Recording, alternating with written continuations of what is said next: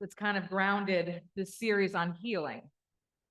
It says, then Moses ordered Israel to set out from the Red Sea, and they went into the wilderness of Shur. They went 3 days in the wilderness and found no water. When they came to Marah, they could not drink the water of Marah because it was bitter. That's why it's called Marah. And the people complained against Moses, saying, what shall we drink? Moses cried out to the Lord, and the Lord showed him a piece of wood. Moses threw it into the water, and the water became sweet. There the Lord made for them a statute and an ordinance, and that God put them to the test. He said, if you will listen carefully to the voice of the Lord your God and do what is right in his sight and give heed to his commandments and keep all of his statutes, I will not bring upon you any of the diseases that I brought upon the Egyptians, for I am the Lord who heals you. Then they came to Elim, where there were 12 springs of water and 70 palm trees, and they camped there by the water. And our gospel text today is Luke chapter 18.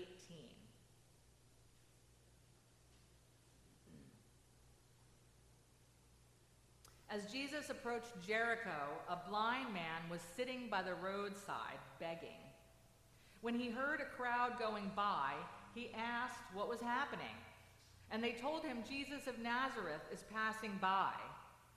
And then he shouted, Jesus, son of David, have mercy on me. Those who were in front sternly ordered him to be quiet, but he shouted even louder, Son of David, have mercy on me. Jesus stood still and ordered the man to be brought to him. And when he came near, he asked him, what do you want me to do for you? And the man said, Lord, let me see again. Jesus said to him, receive your sight. Your faith has saved you. Immediately he regained his sight and followed him, glorifying God, and all the people, when they saw it, praised God. The word of the Lord. At the entry point to Jericho, there was a blind man who was begging. And I wonder if we here in Hopewell have seen the man who stands on the median at the cross-section of Nassau Park Boulevard and Quaker Bridge Road. He's been there ever since I moved to Hopewell, so I'm sure from before that. So there was a man at the entrance of Jericho. And he heard a crowd going by, and he asked someone, what's going on? And he was told, it's Jesus passing by. Then the man began to shout over the crowd to get Jesus' attention. Jesus, son of David, have mercy on me. He's shouting. He's shouting over a crowd. Others are telling him to be quiet, but he shouted even louder when they told him to do that. So I'm going to ask us to do something really uncomfortable. I'd like you to actually turn to your neighbor and begin to tell them what you had for breakfast and then what you ate all day yesterday. Right? So I want you to have a conversation with one another on what you're eating. I want you to speak in a normal voice, and I'm going to try to shout over you. Go. Find someone to talk to.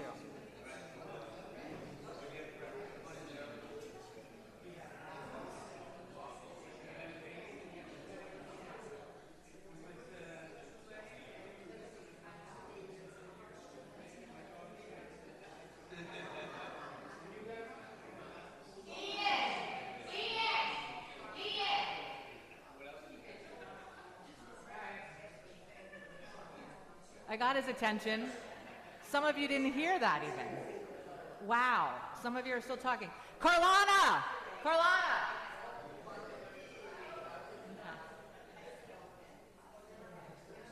I didn't really plan how I would get you to stop talking to one another. All right, come back to me. Come back to me.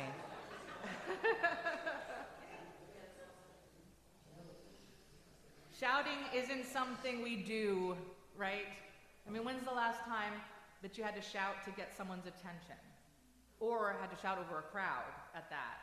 Or maybe you had to shout over the television set. It's not something we do. It's actually like we're kind of taught it's not polite right? Or it's unnecessary. Go over to them instead of shout, right? Like my parents would say, don't shout at me from the other room. Come to closer so you can talk like a human, right?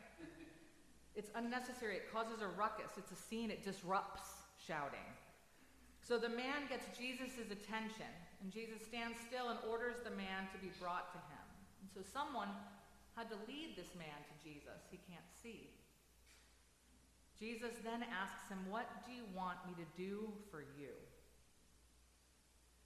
In asking, Jesus gives the man his voice, right? He allows the man to be listened to, whereas the crowds tried very hard to silence him.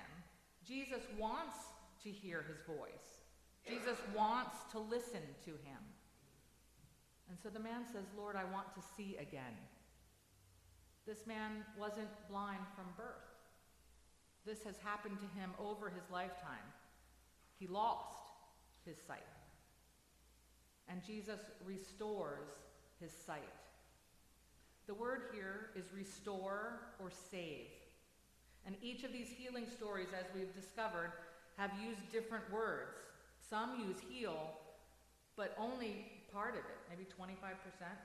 The others are cleanse and therapy and save and restore. So the man's eyesight was restored. That's what he asked for. What is it that we ask for? When we need help, we often ignore ourselves or even suppress our own voice. It's really not comfortable to need help. We've been steeped, it's not even taught, we're steeped in the myth of the rugged American individual, the pull yourself up from your own bootstraps individual. The goal, as we have learned, is self-sufficiency. I'll be honest that this past week influenced this sermon quite a bit. Rather than focus on the man's restored eyesight, which any text, there's 12 sermons in it. So you're getting one based on how I couldn't avoid my last week. I couldn't get past the interchange between the man and Jesus. I couldn't get past the man asking for help. I couldn't get past Jesus not just assuming that he knew what the man needed and just restore his sight without asking the man to say, what do you need from me? This last week, I needed a lot of help. I'm going to guess that 80% of you know this story. And the reason why I'm telling it is because 20% of you will be like, how come I didn't know? Or it would take 48 hours for the rest of you to know the whole story. So I'll just go ahead and tell it. I had 2 episodes within 3 days where I almost passed out, and then I did pass out. As best as I can tell, I was seriously dehydrated. I have not 1, not 2, 3 glasses of water up here with me today, so no one worry. The first episode, I was coming out of the field with Sam, and I felt faint, and I got to a stranger's porch, and he and his newborn were there, and I asked if I could sit on the steps for a second. And I tried to breathe it out. And I think I made the man uncomfortable because he took the baby inside. And I do not fault him for this at all, but I will be honest, I was astonished that he didn't ask if I needed water. But here's the thing, I didn't ask either. I guess I didn't ask him because he was a stranger. And I also thought that I could pull it together and get myself home on my own. But when that wasn't possible, I called a neighbor who brought me water and a wet bandana and an ice pack. And they walked Sam and I home. 2 days later, I was at work, and I went to the bathroom downstairs by the office, and I felt faint again, and I panicked, and I made my way out of the bathroom and literally stumbled into Lucy's office. And get this, she asked if she could call 911, and I said, no, let me just lay here for a bit. I think I can breathe it out. Lucy, being smarter than me, called 911. So I spent 24 hours in the ER. They admitted me, but there was not a bed to move me from the ER.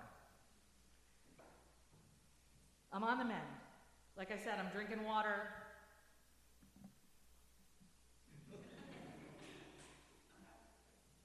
I've met with my primary doctor. You get to keep being my congregants, if that's okay. And I'll trust my primary to be my doctor. All right.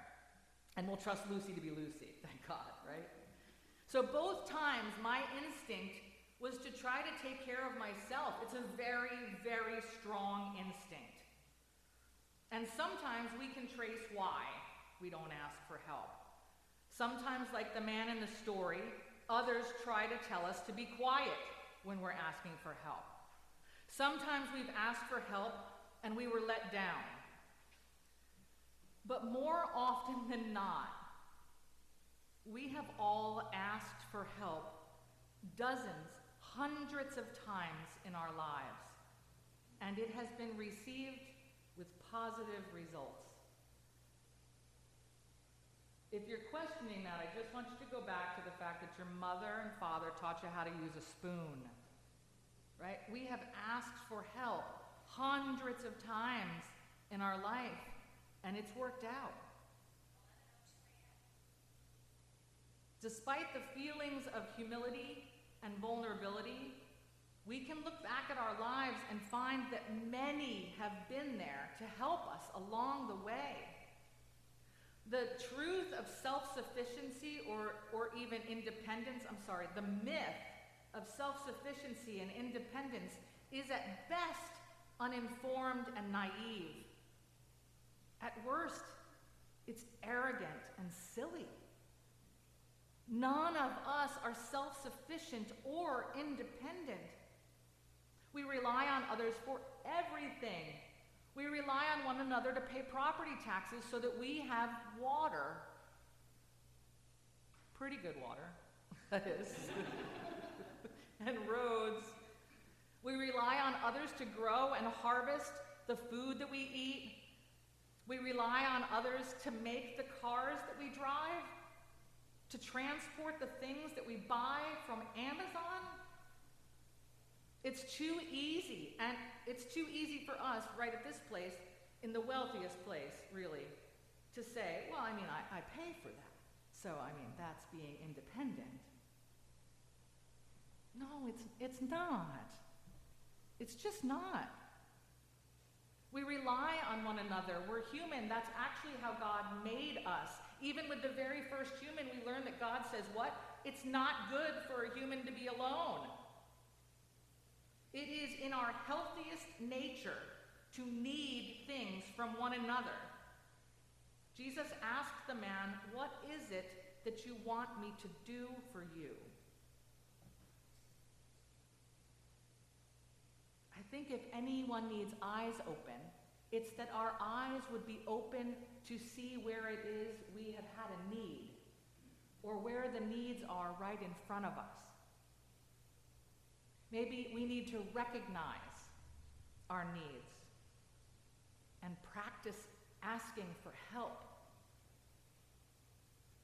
Maybe we need to embrace, as hard as it is, that feeling of humility and vulnerability. And when we embrace it, maybe it will remind us that being human is how God made us. What is it that you need? What is it that you want Jesus to do for you? Amen. As you are able, let's stand and affirm our faith together.